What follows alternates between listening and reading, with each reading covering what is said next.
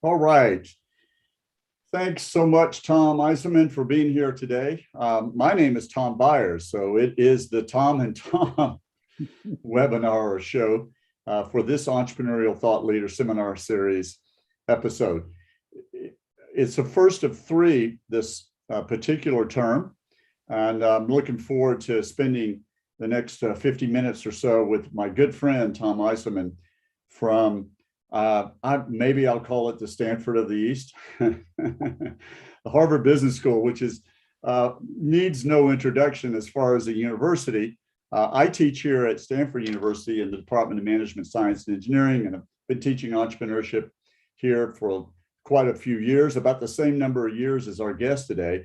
And I've always been such a big admirer. I want to get it right, though, with his proper titles, because they are significant. Tom Eisenmann is the Howard H. Stevenson Professor of Business Administration at the Harvard Business School, the Peter O. Crisp Chair of Harvard Innovation Labs, which is a terrific accelerator on campus, and a faculty co-chair of the HBS Rock Center for Entrepreneurship, which is our counterpart here at STVP. But there's more. He's just come from opening the Harvard MS MBA program for this year, which he's a faculty director of. And turns out he's the faculty director of the Harvard College Technology Innovation Fellows program, which has a parallel here as well. So it's so cool. But the reason particularly excited is that he has a book out that is just super. And we're going to get into that in just a moment. But did I get that correctly? Did I get all your titles right? Or did I miss anything, Tom? No, Tom, thank you so much. I know we've got some Mayfield fellows listening. I'm proud of the Harvard College Tech Fellows. It only took us 25 years to copy what you're doing. So, and we've done that a few times. I'm happy to say it, stay in your slipstream on a lot of these things. Well, we've set some big, hairy, audacious goals, as Jim Collins used to say, for the next 45 minutes. There'll be time for questions from our audience later on, but I have a few. And we're going to range in a variety of topics. What's really interesting about our audience today, Tom, is that we have everybody from folks just getting introduced that you can actually learn entrepreneurship, and of all ages, to our colleagues around the world who teach entrepreneurship, which we've learned you can. And so there's been a gap, though, and this is what makes me so excited about your book. And I'm going to hold it up because I get to do this. Why Startups Fail: A New Roadmap for Entrepreneurial Success, which I really think is a seminal event and for those of us who teach entrepreneurship. And I'm going to do my best to let you speak mostly during this. And I think we'll convince most people who have a chance to listen to this episode eventually, because it's really something else. But let's start at the very beginning. Why do you want to potentially be labeled the professor of failure? Why does studying failure mean so much? Yeah, it has scared off a few founders who might otherwise be looking for advice. There's two ways to answer this, which is why should an aspiring entrepreneur learn about failure? And the fact is, the drivers of failure aren't simply the photo negatives of the drivers of success. It's complicated, right? To succeed as an entrepreneur, you probably have to grow. But boy, if you want to find a leading cause of startup failure, it's growing too fast. So studying failure is important. But personally, why I started, it goes back to a team that I worked with. They were students of mine. And a year after graduation, launched a venture. I was an investor after they graduated. Had a lot of confidence in the team, and they raised $1 million seed round. Wanted to raise $1.5 million. That was part of the failure story, and got the business going. Validated demand with the very best lean startup techniques we can teach them, and sure enough, after they launched, the demand was there and repeat purchases were there. Took them longer than they expected to get the operations under control. So they were burning through cash. And while they were making progress, they weren't making enough progress and shut down after a year. And I could point to a lot of things that went wrong, but I couldn't pinpoint the cause or the causes of failure. And that was a little disconcerting. Here I was, a supposed expert on entrepreneurship, and in our field, depending on how you define a startup and how you define failure, 2/3, 3/4, 90% of startups fail.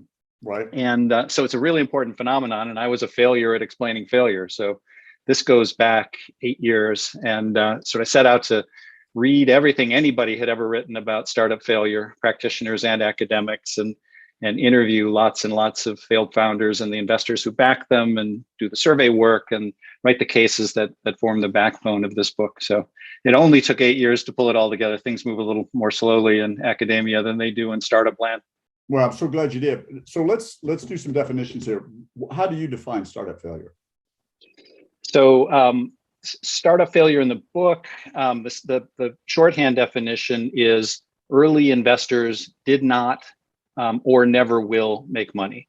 So, and that's important, the early investors, right? Somebody can come in late with a liquidation preference. A lot of folks listening will know what that means. It's basically liquidation preference means you get your money back before anybody else that invested earlier gets money. And so if you're at the bottom of a liquidation stack, the way we express it, you're the last in line, Series A, seed, and common. And so if the early investors didn't make money, the common didn't make money, which means the entrepreneurs didn't make any money. And that's a failure of some sorts. We might ask, well, why the investors and not the founders? The reality is, by the time you get to Series D, so 4 big rounds of financing, and maybe we're 5 years or 7 years in, only 40% of venture capital backed startups at Series D still are run by a founder CEO. So you can't only take the founder's preferences and priorities as the measure of whether the things worked or not. Mm-hmm. We could ask questions, and I know STVP is super interested in ethics from just the perspective of society at large. We have startups that are financially successful, but we all wish they would disappear. They pollute, they exacerbate income inequality, they have addictive products in a bad way, and we have some financially unsuccessful startups that actually contribute to society in the sense they show other entrepreneurs what not to do, which is important. And they train a whole cadre of managers and employees to go off and do new things, better things. So the answer is it's complicated, but if you want shorthand, early investors didn't make money. And that seems reasonable. And that's what you studied. So let's go through some of the findings in the way you organize them. I believe, if I got this right, there's 3 patterns or reasons that you extrapolated from the data and from the amazing amount of field work on what went wrong at early stage ventures. And then there's another 3 patterns for later stage, or what I think you call them at scale. Yeah, exactly. Yeah. The folks here who've studied design or work as designers know that you always start with a lot more options. So the first draft of the book had 50 patterns. It was going to be basically 2-page chapters. And it turns out if you keep combining and sort of looking for commonality, you can join all the way down to these 6. So the early stage patterns, these are companies that are still searching for product market fit. One of them is, I call it good idea, bad bedfellows. And this is the startup I mentioned that was the catalyst for this work. They had a good idea, and they had actually validated it through lean startup MVP style testing. But they never got the bedfellows in the sense it's investors and a lot of entrepreneurs will talk about jockey and horse, and the jockey meaning the founders and the horse being the concept. The point is bigger than that. It's not just the founders who have to be ready to lead, but also the rest of the team has to be well equipped. There are investors who want to add value. You want them to add value beyond just the money. There's often strategic partners because the startup can't do it all. They borrow other people's capability, and so there are some startups, unfortunately, that have a good idea, but they just never manage to marshal the full set of resources you need to pull it off. That's the bad bedfellows pattern. The second pattern, and this is probably the #1 killer of early stage startups, I call false start. So As we do this conversation, we're in the middle of the Olympics, so we're familiar with false starts in swimming and track and field. You jump the gun in an effort to get an edge, and lots of entrepreneurs do exactly that. They basically start building and selling their thing, because that's what entrepreneurs do, right? Bias for action, passion burning bright, sort of a conviction they found the right problem solution pair. And what they've done is they've skipped a whole bunch of upfront research, what your colleague Steve Blank would call the customer discovery phase, where you're basically exploring the problem, figuring out if you found a problem worth solving, and then they've skipped the phase of generating lots of potential solutions, which is what a user experience designer would do, and narrowing that big set of solutions down to the most promising one through prototype testing and getting user feedback and so forth. And so this is not work that needs to take a year. You can probably do this stuff in 4 weeks, and for many entrepreneurs, but in the interest of saving those 4 weeks, these folks have plunged straight in, and essentially the odds that the first version of the product, when you do that, is going to hit the mark are low, and might take you 4 months to build it, figure out how to sell it, see that it's not working, and figure out what to do next. So, in order to save 4 weeks and just get going, you've wasted 4 months. And if you've only got a year's worth of money in the bank, like my founders I mentioned at the beginning, that's really boosts your failure odds. So that's the second one. Third one is a false positive. And again, we've been through a lot of COVID recently, so everybody knows about false positives and false negatives. And for an entrepreneur, that's a signal that your concept is right on target. And it's an invitation to step on the gas. It often comes from the enthusiasm of your early adopters. Every entrepreneur needs early adopters to get going.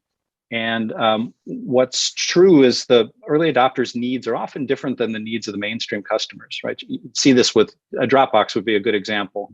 Drew Houston, when he launched the business, talked about building a product that would be simple enough that his mother could use it to store her recipes.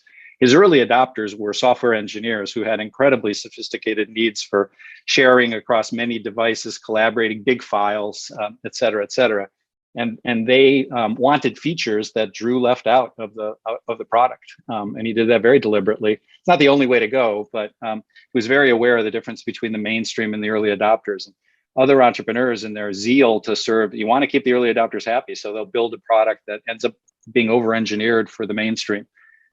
So that's those are the three early stage patterns. So let's pause right there and just take a little deeper dive, because it's phenomenal how much of an impact the lean startup methods have had, on teaching entrepreneurship. And we've been lucky to have Steve Blank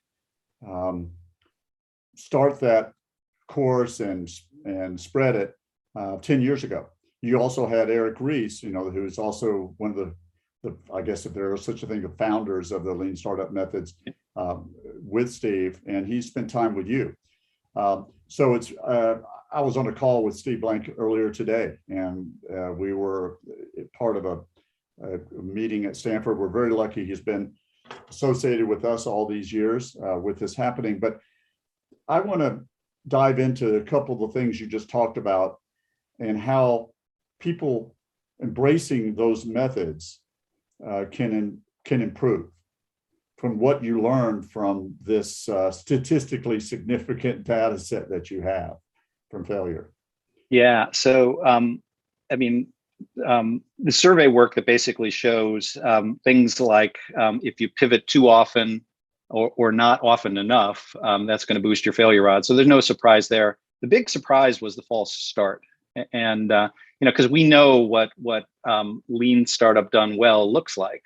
And certainly Steve's been teaching it, and lots of people have been writing about it. We've been teaching it. And what's true is a lot of entrepreneurs think they are following lean logic because they are building fast. They're building in an agile method. They're getting their product to market fast, and they're getting a lot of feedback on it. The problem is they've skipped the whole upfront phase, the phase that Steve Blank calls customer discovery. And they've jumped right to what Eric Ries in particular is the build, measure, learn part of lean startup. And you can sort of understand some of the psychological motivations here.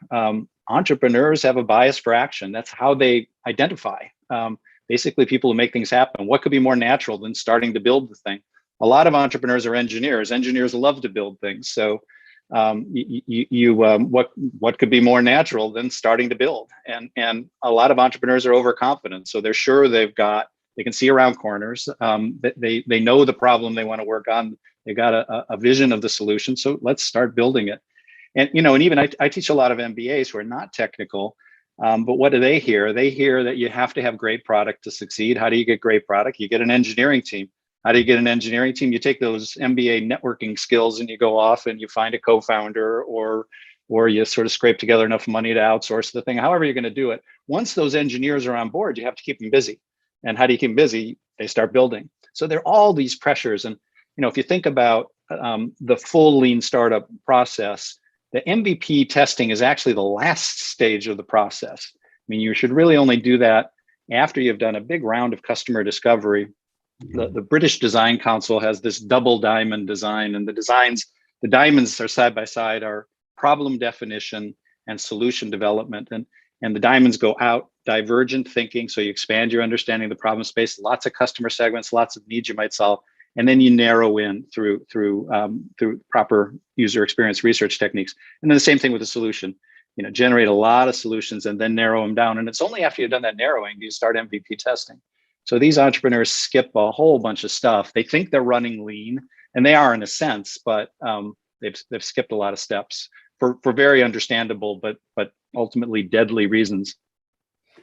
Thanks for that. And those are astute observations on how to improve the odds of success. I mean, first, I know being an educator like yourself, all the stuff that we teach and work on in our active learning and experiential classrooms, both in physical again someday, as well as online, we're just working on increasing the odds for success. I mean, there's no one prescription. So I also like the style of your book that it doesn't say do this and you'll be guaranteed not to fail. I mean, so this is in the spirit of just adding additional probability of success to what is a great contribution to education with the whole lean startup thing the last 10 years. All right, so let's go back to the behaviors. We've been concentrating the last few minutes on early stage, the launching stage. Now let's talk about when it's time to hopefully get into scaling. What did you find there? Well, again, it's kind of shocking. If say 2 out of 3 early stage startups, venture capital backed startups, fail in the sense that they don't yield positive return for the investors, you'd think that the failure rate would be lower for folks who get past the early stage, make it to say Series C and beyond. But it's still 1 in 3 odds of not making money for your investors. Sometimes that's because the investors get in a bidding war for your shares. They get excited about the momentum that got you to Series C. But it turns out there's just an awful lot of things that can go wrong as you start to scale up. And I think that probably the biggest killer of late stage startups is what I call a speed trap. So, picture the policeman with a radar gun at the side of the road and saying your startup's going too fast. And the speed trap will often start when a company has a lot of early momentum. So the product is working, people are buying it, they're spreading the word, and that attracts the attention of investors. They pour a lot of money into the startup, hoping to basically ride the rocket ship. And expecting that the team will sustain the momentum. There's some dynamics then. So as you try to keep growing, almost by definition, you're expanding in a direction toward customers that are less interested in your product than the last round, right? The first people on board are the people that really want what you've got. And as you move beyond that, they're going to be people that are, a little less interested. So you're going to have to cut the price. You may have to add features. You may have to market much harder. So the customers become worth less and they cost more to acquire. So you get this squeeze on profits, or if the folks who've studied long-term value of a customer, LTV to CAC, customer acquisition cost. You want that ratio to be over 1 and preferably over 3 or some number like that. And so you get an LTV CAC squeeze. Your very growth attracts competitors. The rivals come out of the woodwork. Big established companies sort of wake up to somebody doing something interesting in their space. Meantime, you're growing, and if you've got the kind of business where humans have to do things, you might be lucky and it's pure software, so that scales a little more easily. But a lot of businesses, direct to consumer, say you got people packing boxes, manufacturing things, answering the phones to handle customer service. All those people have to be brought on board, and they come on board into a company that has no systems, no processes, no nothing. So all that stuff has to be put in place. Has to be put in place by entrepreneurs who are probably suspicious of bureaucracy, rightly so, and are probably resistant to putting in too much in the way of structure. You get cultural friction, tension between the old guard, the people that were present at the creation, and the new guard. Who are these new people? They're specialists. I'm a jack of all trades generalist. The newcomers say that person down the aisle has $5 million worth of stock options, and I don't, but I seem to be working just as hard as they do. So you get fiefdoms between the functions and cross-functional conflict. And so there's a lot of things that can start to go wrong, and when it goes really bad, but pressure for growth, and the growth is harder to come by, that's where you can hit an ethical slippery slope and see people cross a line, misrepresenting their progress or just sort of cutting corners in ways that are dangerous for customers or illegal. And so that's the speed trap. And you can sustain it for a while. Sort of people can look the other way and assume you can fix it, but eventually, you realize that it's growing, but it's not growing profitably, and it probably never will. And at that point, the investors skitter away, and you can't find new ones, and the thing can crash pretty quickly and leave this giant steaming crater in the landscape. When a late stage startup fails, we notice. It's hundreds, maybe even thousands of jobs and hundreds of millions of dollars. When an early stage startup fails, it's heartbreaking for a few people and their friends and family, but the late stage hurts. Yeah. So I'd like to talk about one of those patterns, the cascading miracles, and elaborate on that. And particularly in the book, you talk about Better Place. I'm using my silver. I'm not shooting arrows at you. I don't know. Shoot a bullet on this one, Professor Eisenmann. Please, let's chat about Better Place, because we had some of our Mayfield work study program fellows work there when it was in its heyday. I think it was headquartered here. And Palo Alto. Yeah. So I remember going to the offices, and it was, oh wow. So let's just use that, because frankly, the label you gave this pattern, Cascading Miracles, I think is just the best label ever. It's going to stick. Thank you. I stole it from John Malone, who was the entrepreneur who built the biggest cable TV system operator in the country, and he got it from a mentor of his. So the notion, I'll explain Cascading Miracles in a minute, but we should probably say a little bit about Better Place. So Better Place had, and you get a feel for the Cascading Miracles pattern if you understand this company. So Better Place, Shai Agassi was the entrepreneur, had the concept that to save the world, literally, climate change, we needed electric cars everywhere. And the only way you could have them is if you could reliably recharge them when they were out on the road. So he wanted to deploy a network of charging stations everywhere, including stations where a car would drive in, a robot would pull out the depleted battery and pop in a fully charged battery, all in 5 minutes, about the same amount of time it would take to gas up. And they deployed this network in Israel and Denmark, raised $900 million.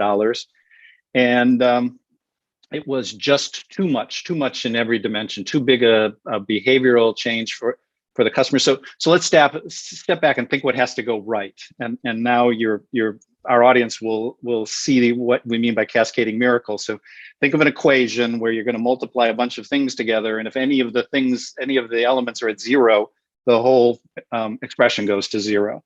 So a bunch of long shot probabilities or difficult probabilities, uncertainties that this company faced.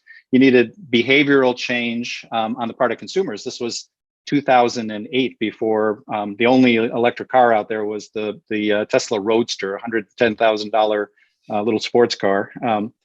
And you needed government subsidies for that, obviously, which hadn't happened yet.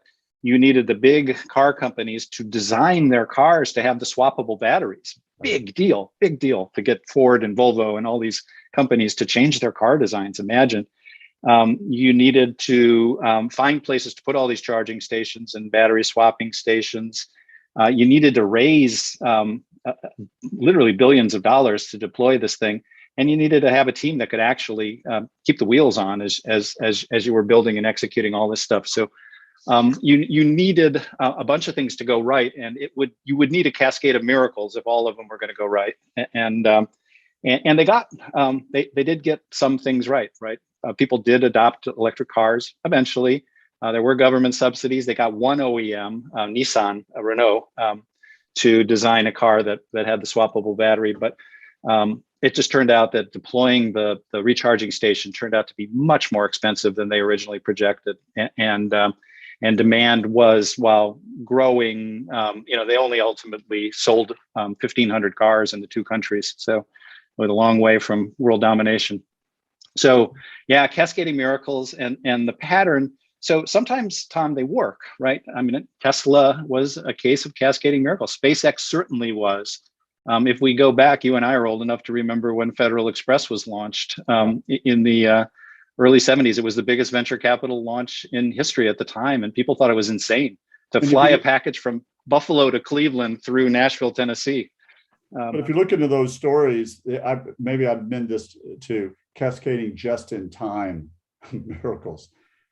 I mean, even just the ones you mentioned, that there were some moments for Tesla that really came to a head, that they were staring at a different outcome. Yeah, and Federal Express nearly bankrupt many times. So yeah, they're tough. They tend to be run by or led by truly charismatic founders who can spin up. We use the expression reality distortion field about Steve Jobs and some other entrepreneurs. These are the best at it, and Shai Agassi was that. I mean, he could mesmerize an audience just by sort of spinning a vision of the world is a better place with his network deployed. But there can be a line between charisma and cult leadership, and sometimes the reality distortion field folds back on itself, and the charismatic founder can't see that the universe is saying this is too early or this is too big, this is not going to work, and then it becomes a tricky problem for the board of directors. Sort of how do you reel the person in and convince them that it's time to pivot, find something that can be done.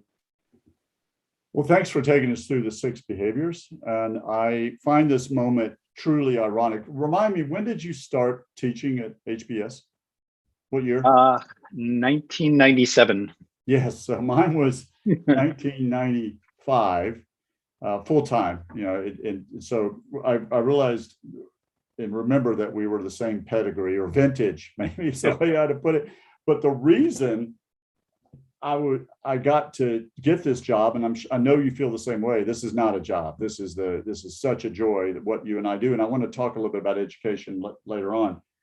But the reason that happened is because I was part of a cascading miracle situation that did not happen, and that was building a lot of software. We're going to be the Microsoft, in terms of Microsoft's applications, the broadest set of applications for pen and finger-based computing. So were you at Go Computing? No, we were on top of Go, meaning the applications that ran on there. It's called Slate, and we had one of your grads, my co-founder, was the person who invented the spreadsheet in your classroom. You know what I'm talking about, Dan Brickley. Yeah, of course. So, and so we had amazing 70 of the finest software people at the time, including the person who invented spreadsheets to begin with long before that. we were the Cascading Miracles, meaning you're sitting on top of an ecosystem that had everything had to go right, and it went right, but not in 1993. Right. It took 20 years. Yeah. So there you go. Can we shift gears a little bit here these last few minutes before we open up to the questions? Let me just make sure I know what the team wants me to do, because I was having such a flashback there. Yeah, well, tell me about the origins in the classroom, where you taught a course, right? You taught a course on entrepreneurial failure. And so when did the light bulb go off, or the epiphany go off that, wow, I should really dive into this, really do the research, really do the book? So this is not so much about a book, it's about this period of time that you went through and said, yeah, exactly. I knew that the course, when I made the commitment to write the book, I knew a course and sort of testing the ideas with smart students and bringing entrepreneurs into the class, or failed founders into the classroom, would sharpen the ideas. And boy, was that the case. I had tried teaching failure, when the intro entrepreneurship course at Harvard Business School, the students in the end of semester feedback always said, you tell us that 2 out of 3 startups fail, but then you show us all these winners, and like, what's going on here? And so we would put in a couple of failures, and then the reaction would be, thank you, rear view mirror. Oh, isn't it kind of obvious why that one failed? Like, well, did you see the smart people that built it and the smart people who invested in it? It wasn't obvious at the time. So I knew to teach this stuff, I was going to have to sort of reinvent the approach in the classroom. I mean, Harvard Business School did a lot of case methods. So this course and studying failure is particularly well suited to the case method. But the way I got around the rear view mirror was to bring the founder in literally from the first minute. Most of my colleagues if a founder is visiting, they save them for the last 20 minutes, and the class will run a discussion for an hour, and then you bring the founder in to comment on the discussion and update things and so forth. I brought them in from minute one, and boy, the students would look at that person and say, wow, this is a sharp individual. They're inspiring. They clearly thought this through. And that diffused the whole notion that it's obvious why these things failed. And so the second thing I worried about, Tom, when I launched the course was that it'd be depressing, but even more so that it would turn off a whole bunch of Harvard Business School students from ever launching anything. Half of our graduates over the course of the first 20 years launch a business. So it's a pretty entrepreneurial place. And I worried about the article, coming out 5 years from now. It's suddenly entrepreneurship has rolled off the edge. Yeah, and who's responsible for that? It's this failure course. And the professor who killed entrepreneurship education. Exactly.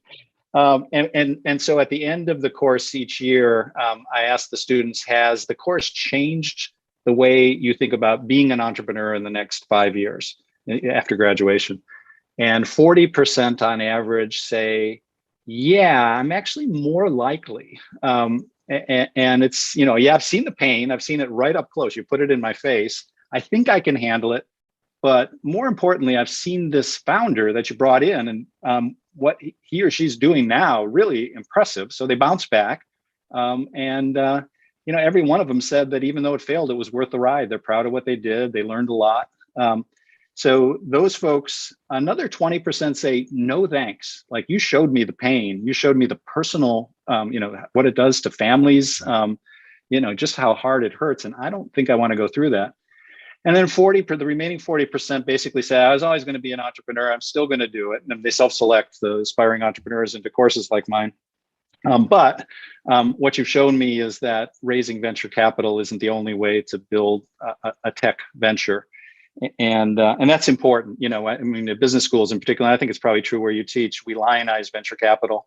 And our students tend to think it's the only way, if you're going to build a startup, it's the only way to do it. And a lot of these founders in the course come in and they say, look, I was eyes wide open. I knew what I was what I was signing up for, that a VC is going to pressure you for lots of growth, that, they need everything in the portfolio to have the potential to be a 10 times, 20 times return. And of course, only a handful of a small fraction are going to be. But I didn't realize what that meant for the way I would run the business and the sort of pressures it would put on me. And I'm not going to do it again. So we started to think, because of the course, about how can we bring better understanding of other financing approaches into our classroom. Thanks for sharing that experience. So building on that, though, I want to go of all the things, I'm going to go a little negative side here because I got triggered by your comment about how painful it can be, and earlier, I know you share our interest in elevating ethical behavior, especially for our students that are going to be entrepreneurs and innovators. So what's the most troubling thing you tend to see startups do as they start to fail? Yeah, it's almost choreographed, the set of moves a startup goes through when it starts to struggle. You try some pivots, and that doesn't lead to bad behavior. You try to get a bridge loan from your existing investors. First off, you try to raise money from new investors, and they say, that ain't going to go. So then after that doesn't work, you go to your existing investors and say, please bridge us, give us money. For anybody who doesn't know what it is, enough money to get over this bridge to the point where we can sort things out. And boy, do you see some nasty dynamics between investors who are willing to do it and those who don't want to do it, but also don't want to be diluted. Because basically anybody who steps in when they're in trouble it'll be what's called a cram down, where who's ever going to put the fresh money in is going to take a big chunk of equity at the dilution expense of everybody else. And you can get these nasty board fights, and the poor CEO, the founders are caught in the middle of this. So there's nastiness there. You then, when that either works or doesn't, you start to try to sell the company, and boy, do you see some messy, nasty behavior there. A lot of it on the part of the acquiring entities. They're kicking the tires. Who wouldn't? The entrepreneur gets excited because they get all sorts of expression of interest. Every competitor in the space wants to look at our company. Well, guess what? They want to sort of meet your employees. They want to see how much you're paying them. They want to learn more about your products, and they're all going to look, and they're going to string you along. And so you get people who know that they've got, the clock is ticking, your cash is running out, and they know how much cash you have. So you get some really awful behavior around mergers and acquisitions, and the acqui-hires, which I think again it's a thing we lionize on the East Coast and Silicon Valley. It's a great exit approach for lots of teams. Well, guess what? Not everybody goes, right? That acquiring entity is doing a tryout, and they're going to interview all your people. And some of them get to come and many of them don't. And it's painful. And a team that's been working together really hard to sort of see that some of them don't make the cut is nasty. Founders themselves can do bad things. Transparency is really tricky at this stage when you're in trouble, because if you're very open with your team about it or your investors, you can scare them off, and some employees may leave, and that'll just hasten the downward spiral. And so, you're torn up about how open and honest to be about what's going on, and whether to misrepresent or at least be quiet. And so the founder has to make some tough choices. The last sort of tough choice a founder has to make is whether to sort of toss the keys on the table and basically say, hey, board, I am obviously not going to make any money from this thing. I've got a lot of life ahead of me. I have better things to do. You drive. And boy, if you want to sort of destroy permanently your relationships with venture capitalists, try that move. So yeah, it's just pain and nastiness at a lot of the stages there. Well, I'd like to then flip the coin though and talk about what I've found that the last part of the book is truly extraordinary, and talking about how to fail, but how to fail with integrity, with your character in place. So let's talk about that, because I took that to me as a key takeaway of what I keep saying the book, but the book is just a manifestation of these lessons or patterns you saw. But also, I really like the last part of the book. So can you talk about that, the importance of integrity and character at the for sure. The goal for a founder, if they're going to fail, you want to do your best not to, but if you're going to, ought to be to fail well. And there are really two dimensions to that. Failing gracefully means that everybody who's owed money, and I don't mean your investors, but your vendors, your employees, the tax authorities, everybody gets repaid. Your customers get moved to a good place. If your product isn't going to be available, you move them to some competitor who can do for them what you've been doing. And your you're open with everybody about what happened. You help your employees find new work. With your investors, it's so easy for the founder to basically, at this stage, a lot of founders will be embarrassed. They'll feel disgraced and they go silent, and they don't reach out for help and they don't update people on what's going on. So your investors are actually, you lost their money. They knew that. Anybody who invests in startups knows that that's part of the game, but you do owe them an explanation and a thank you. So that's all failing gracefully. And then post the failure, take some time to wind the thing down. And basically the experience is an entrepreneur is going to be surging with all sorts of emotion, sadness, anger, grief, rage at the co-founder who dropped the ball or lost attention, and all this stuff. And it takes time for those emotions to settle down. And the best way for a founder to do that is to sort of alternate between distractions, find a hobby, do some exercise, something different, side project, and rumination, sort of reflecting on what happened. And eventually the founder will find a space, hopefully where they've learned from the experience. And unfortunately, a lot of founders don't. They're at one of two extremes. Many founders will continue to blame everybody else and the universe for what happened, not their own failings or faults or mistakes. And they've learned nothing. They're probably going to go found or try to found again, and they'll make exactly the same mistakes over again. Yeah. At the other extreme, you have people that take too much responsibility. And so you want to avoid those extremes. The people who take too much responsibility will never be founders again. And some of them shouldn't be, but most of them would probably be perfectly fine to get back on the horse and do it again. And it's a shame for society if they don't try. So if you fail gracefully, with transparency and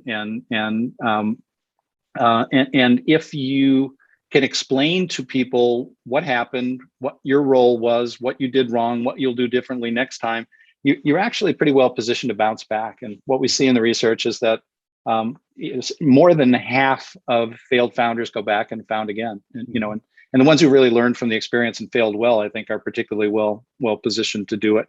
They've preserved relationships and reputations.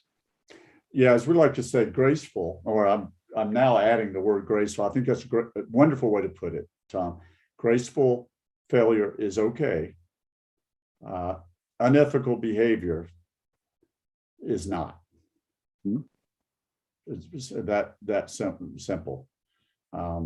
So we got to. Do you mind if we do a couple of questions that have been posed? Sure. Yeah. So let me read you this one. It came early on, but let me know if we covered it already. We'll discover it together. As students and future founders, what is one important component most new founders overlook when starting a venture?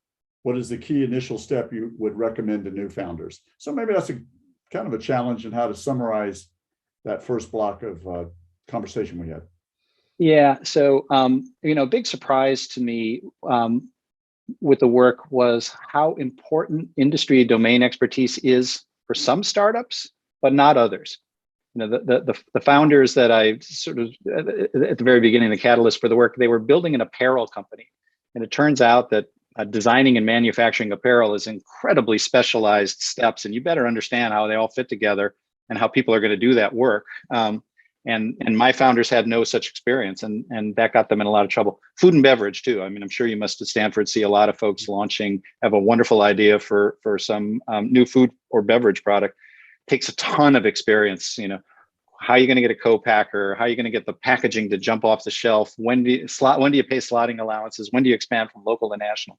So know whether the business you're in requires that. And there are many, to launch Instagram, you didn't need to have worked in photo sharing, so there are many startups that don't require it, but there's some that do. And you need to know that. The other thing to keep an eye out for, I mean, we talked about the false start. So that's just be aware that there's going to be a lot of pressure on you to build prematurely. And then we didn't talk a lot about the false positive, but basically it's really tricky to spot the false positive. And when because you need the early adopters and you will love the early adopters and you want to be loyal to them and serve their needs. And an entrepreneur should do all those things, but you can take it too far. And so the first time founder needs to be aware that mainstream customers may be different. And if you can build a business happily around early adopters only, good for you. But you probably need the mainstream. Yeah. Thank you. I think this is related to what you said, but you may want to embellish it. Another person posted, founders are almost inherently strong-headed and obviously believe they are right and have a better idea. Part of the way why they're starting the company. Knowing this, how can you convince them to follow your advice and avoid these pitfalls, either before they start a company or when they're in the thick of or headed toward a catastrophic failure? And this is related to another one. How do you know if an entrepreneur is coachable and will listen when things go bad in early stage? So it looks like that's a theme of a number of these questions. Boy, the second one's easy. I mean, you work with literally thousands of students over the years, and it's pretty clear to me, at least, and I bet to you, when somebody's listening, and particularly if it's repeated contacts, whether they have. And you don't expect, of course, an entrepreneur to do everything as an advisor that you tell them to do. That would be a big mistake because they're going to get whipsawed by lots of different advice. So it is the entrepreneur's job to sort through lots of conflicting views. But I don't find it hard to figure out who's coachable. And I think that would be true for a lot of good investors. They look for that. And everybody listening who aspires to raise money should know that that investors are going to be on the lookout for that. The overconfidence thing is it comes with the territory, right? We need entrepreneurs to be confident that they've got a winning formula. If people were too sober-minded about the odds of success, no one would do this, and society wouldn't get amazing new products. So it does work, and when it works, we get great stuff. And even when it doesn't work, people learn things and sort of can bounce back and do other great stuff. Well, I'm going to steal these last couple of minutes to just finish on a question for you. So it's wonderful to hang out with you and think about the last 25 years of entrepreneurship education and just how far it's come. And I'm including teaching design as well as taking novel stuff to market or to society. It's been wonderful. Why are you optimistic about the next 10 years in our field, our occupation, this notion that, yes, okay, we've proven, thanks to Harvard, actually, because you were the pioneers long ago, we've proven you can teach entrepreneurship and innovation, but what makes you optimistic about this coming decade for those of us who do teach? And that means for everybody in this room who learn, because someday maybe they'll be a teacher.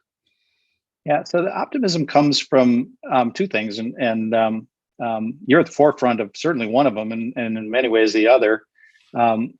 We're learning how important it is to pull ethics into the curriculum, and ethics comes in two flavors. It's sort of the moves that an entrepreneur makes. When do you fire your co-founder? Ethically, and then it's the ethics of the emerging technologies, sort of privacy and all that, and they're related in some ways. The entrepreneurship ethics, when do you misrepresent your progress? At what point does it become Theranos? And so I think when we figure out how to teach this and how to work it into our curriculum, the world will be a better place, no doubt about it. Entrepreneurs will be better equipped to think through these tricky choices they have to make.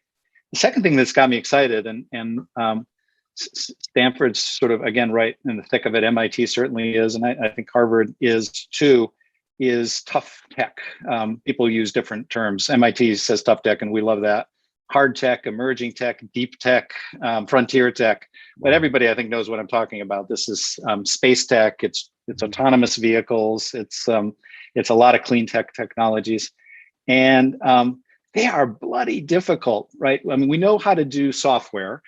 Basically, you usually can make the thing, but there's a lot of market uncertainty, and lean startup turns out to be the perfect way to sort of sort through the market uncertainty, and then you make it and you got a winning business. We know how to do biotech too. There's actually often no market uncertainty. If the drug works and sort of solves the medical problem, people are going to adopt it, but there's enormous technical uncertainty. We got a well-oiled machine for putting money for the FDA testing and putting money in at the different phases and then selling the thing to big pharma, et cetera, et cetera.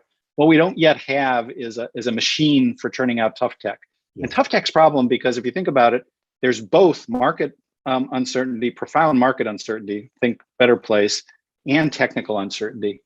And so the entrepreneurs who launch those businesses have to confront with very long development cycles, huge amounts of capital, and we don't have an established way of funding these businesses. And so I think as entrepreneur educators, we're going to spend a lot of time at all these places figuring out how to move those businesses forward and how to train entrepreneurs to run those businesses. And that's important because these are the very businesses that are going to make a huge impact on society if they work. Space tech, clean tech, ag tech, we can go right down the list. Thank you for that, Tom. I'm going to urge my colleagues, my teaching colleagues at Stanford, to listen to these last 3 minutes. You just gave us a call to action. And it's been terrific to serve on your advisory board for those 25 years too, out here. And I hope you'll keep me around. But most of all, thank you for sharing your wisdom and your thoughts about these topics today. They are very, very important. And I know that this live audiences and the others will benefit greatly from them. Thank you, Tom. And thanks to everybody at STVP for this opportunity. All right, great. There'll be some upcoming ETLs. Keep your eyes open at ecorner.stanford.edu and etl.stanford.edu, and of course the YouTube channel. We'll see you at the next seminar.